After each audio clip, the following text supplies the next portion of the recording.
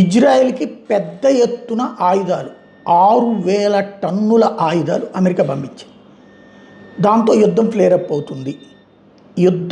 Iran యుద్ధం ఆపేశాం మా వల్ల కాదు అని చెప్పేదాకా యుద్ధం ఏమో అట్లాగే ఉంటుంది. యురేనియాన్ని అక్కడి నుంచి పంపించేదాకా ఇజ్రాయెల్ థ్రెట్ అట్లాగే ఉంటుంది.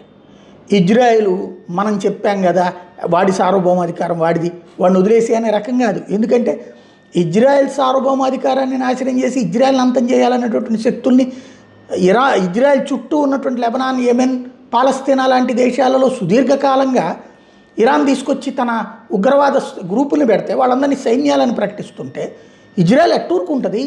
ఇజ్రాయెల్ తన జీవితాన్ని తను నాశనం చేసుకుంటుందా? ఖచ్చితంగా అది మొన్న అమెరికాని లాక్కొచ్చి యుద్ధం చేసింది.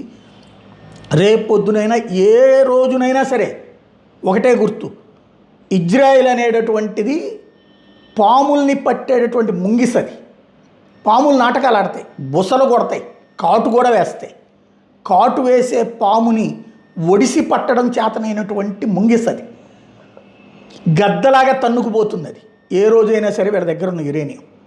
అదే సందర్భంలో శృతి మించితే ఇరాన్ని బూడిద చేయడంలో కూడా వదిలిపెట్టదు.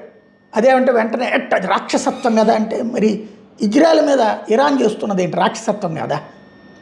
30-40 ఏళ్ల నుంచి దాని చుట్టూ తీవ్రవాదుల్ని తయారు చేసి అదేమంటే వాళ్ళని సైన్యాలని చెప్పి వాళ్ళ దేశాలకు సంబంధించినటువంటి ప్రభుత్వాలనే కాదని అక్కడ తిరుగుబాట్లు చేసి రోజు అక్కడ కూర్చుని ఇజ్రాయెల్ మీద దాడులు చేస్తుంటే మరి వదిలేసుకుని మా వాళ్ళందరూ చచ్చిపోతే పర్లేదు, దీన్ని కూడా ఇస్లామిక్ రాజ్యం చేసేద్దామని వదిలేసుద్దా?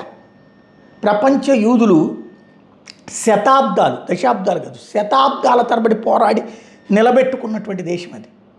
వెంటనే చెప్తారు అదే అది ఇజ్రాయెల్ లాక్కుందన్నది. ఇజ్రాయెల్ దగ్గర లాక్కుంటే మళ్ళీ ఇజ్రాయెల్ కొనుక్కుంది. ఇప్పుడు దాన్ని లాక్కోవాలనుకున్నటువంటి దానికి పరిష్కారం చూస్తుంది. అది చరిత్ర సరిగ్గా చదివితే, మనం మన మత కోణాల్లో చదివితే అర్థం కాకపోవచ్చు.